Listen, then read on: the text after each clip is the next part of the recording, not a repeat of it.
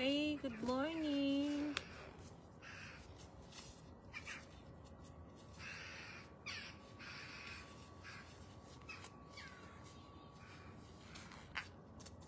Good morning. Harvest tayo ng ng mga pananim na chilies. Good morning. Ano na dito? 11:23 ng umaga. Good morning, everyone. So, i-harvest natin tong mga nakapaso nating chilies. Para meron tayong panggawa ng chili oil. Good morning, Carmelita Pasos. Good morning, everyone. Kikita ba yung Ayan. Mga tinanim ko lang ito sa paso. I-harvest na natin. Kasi na siya. Nalalanta na sa kanyang puno. Malamig na kasi. Pero madami to, guys. Sobrang dami. Meron pa ako dun. Mga green pa yung iba. Eto, tinanim ko talaga siya to from seeds nung March. Tapos, na ngayon? November. March, January, March, April, May, June, July, August, September, October. Ang tagal niya, no? Malamig kasi dito. This year kasi, ang tagal ng ng mas maraming cold kesa sa warm weather. Okay. Ang ingay ng anak ko. Hi everyone! Hello Tito Abe! Ayan, mga pananim. Mga pananim ko ay kailangan na nating i-harvest. So, mga magkano na rin to, guys. Ang mahal ng chili sa supermarket. Yung 100 grams, dagdagan mo lang to konti. Nasa 3 euros. Makakatipid ka talaga pagka, tingnan nyo, isang puno pa lang, ang daming bunga, diba? Mas, siya, madami sana kung ang tawag mo dito, direct sa lupa. Meron ako doon naka-direct sa lupa, pero ko na din, hinarvest ko na. Ang ganda nila, diba? Red na siya. Inantay ko talaga siyang mag-red. Meron na akong pang chili oil. Sa ganito ko talaga ito nakuha from seeds. Thank you for watching, everyone. Yung mga nagre-reels dyan, kayo na bahala. Opo, Tito. Thank you so much. Sayang, no? Hindi kasi masyadong lumaki yung leaves niya. Masarap sana to pang sinigang din. Yung dahon. No. So, ito yung mga harvest natin. Not eating my chocolate. Uli, ingay mo na. Yeah, you're eating my chocolate. So, ayan. Madami-dami pa. Marami-rami pa yan. Meron pa ako doon, madami pa. Mga 2 paso pa yun. Yung nandoon. You're eating my chocolate. Ang saya lang, no, mag-harvest pagka sarili mong pinaghirapan na itinanim. So, ayun. Hindi naman siya nalalaglag sa kanyang puno pag inuga.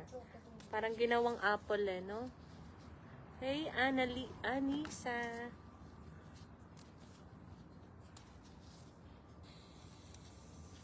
Thank you for watching, everyone. Happy weekend.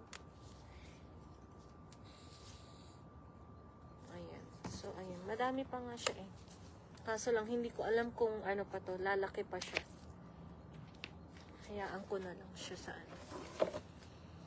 Isoli ko ulit siya sa paso. So, madami pa ako.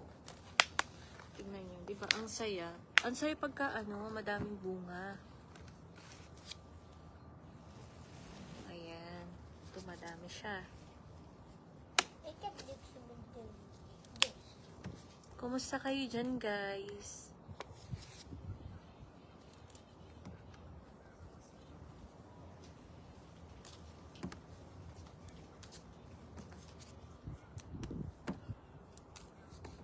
Mahilig talaga akong magtanim.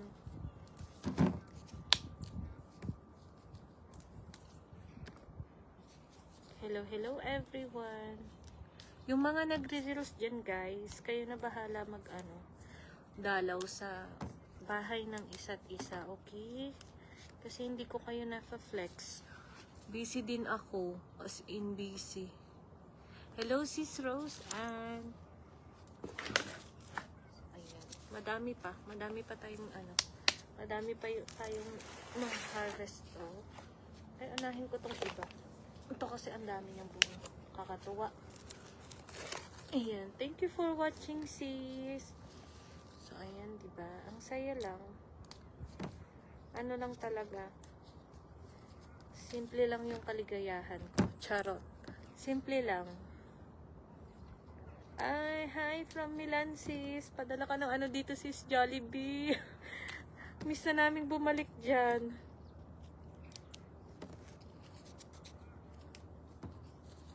Gusto na naming bumalik. Yes, bebe. My teacher has to on this work with me. May talaga ba? My Okay, kama. Kama. Oli van die Sitel, ha? Daar van die Sitel. Oh, yeah. Okay. Yeah, hammer. Yeah, muulan na daw. Ay, naambon na. Naambon na. Parang ayaw niya akong pa-harvestin, no? So, ayan. Hello, hello. Naulan na.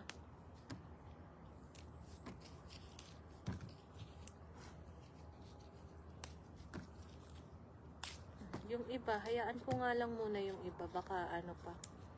Baka yung iba lalaki pa. Ang saya, diba? Ang sayang Ang saya pagka yung mga itinanim mo namumunga.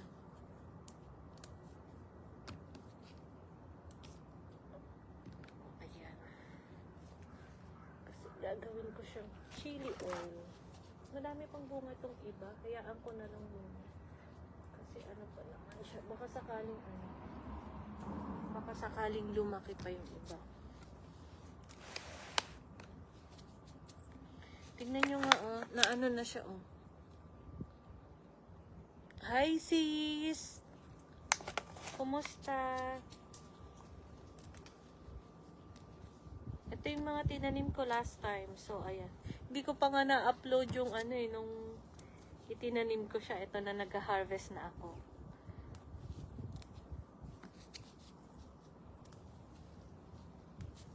Mahilig kasi kami sa yung maanghang hot sauce. Kaya, ayan. Mahal ito dito sa amin. Mahal yung per kilo. O, diba, ang saya na, madami na siya. Mahal na rin yung ganitong presyo. Siguro, na rin to. Mga, nasa 9 euro na rin to. Madami na siya, Madami pa ako niyan.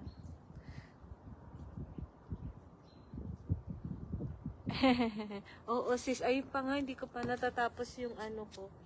Yung sibuyas. Wait lang. Anuhin ko pa pala muna yung sibuyas. Tapusin ko.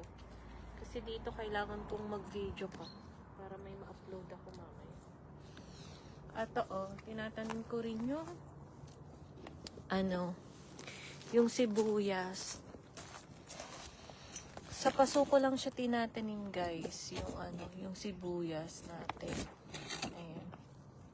Meron na ako ditong naitanim na isa. Ayan. Tapos ito ulit. Kasi to, di ba lumipat kami ng bahay. So, ganito siya yung sibuyas. Lalaki pa yan. Ganyan. Ayan ko na pala muna. Kasi baka makaligtaan ko. Ayan. Mahilig talaga akong magtanim-tanim. So, pwede na nga ito Ito pwede na siya. So, ayan yung mga tanim natin. Madami-dami din to. 2 box. Naka-harvest na ako last time nito. Tapos parang parang dumami. Bigla na lang tumubo ulit. Parang ilang season din pala yung sibuyas, White nga lang to. Sa susunod, try ko naman yung red. Sa paso muna ako kasi hindi pa ako nakakagawa ng box na taniman. Parang raised bed ba yung tawag nila doon. Wala pa akong ganun. So, dito muna siya. Sa paso. Sa paso na lang muna.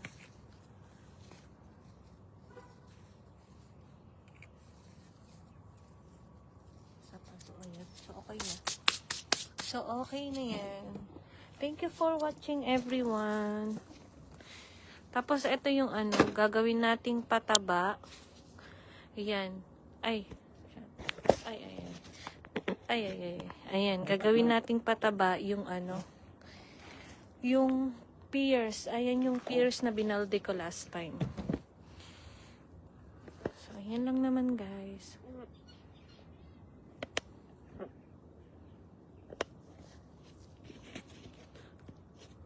Ilak ko lang. So, ayan. Ay, bakit ayaw niyang ano?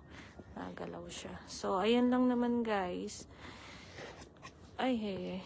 Bakit ganun? Naikot. Wait lang, guys. Sorry. Hindi siya ano. Hindi siya nakaano. So, ayan lang. Pero marami pa akong pananim na ano, na chili as in. Ang dami pa. Mas malalaki yon kasi dinirect ko siya sa lupa. Pero, kakalagay ko lang siya sa paso kasi lumipat kaming bahay. Papakita ko ulit. Wait lang.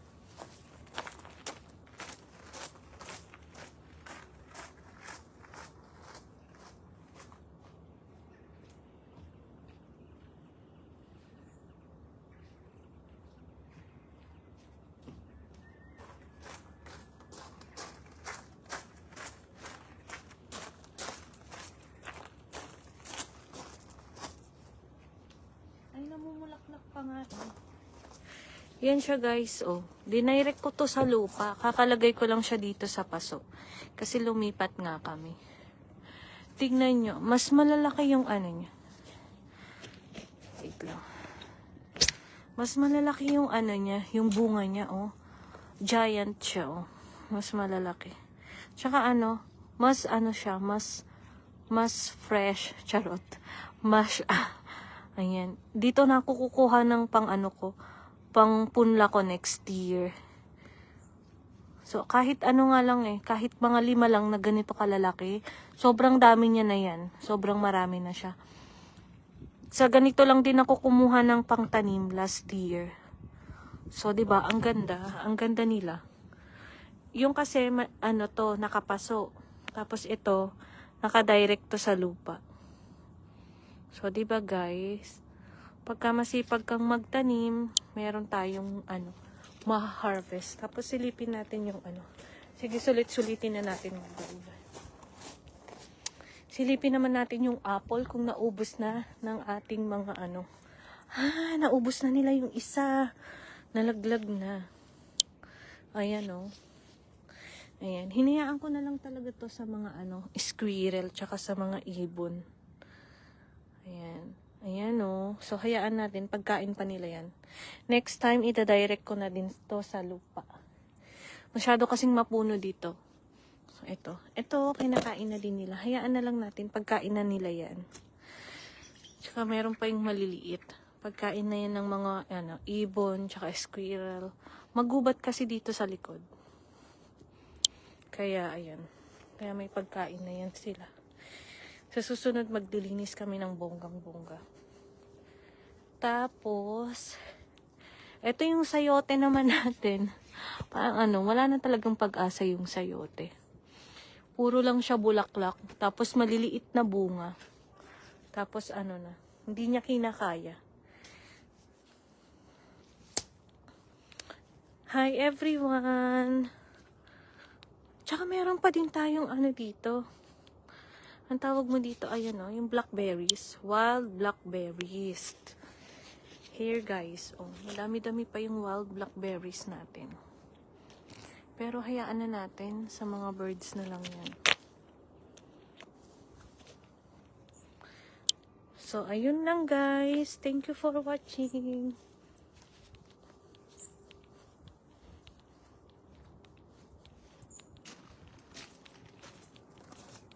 At ako'y gagawa pa ng videos.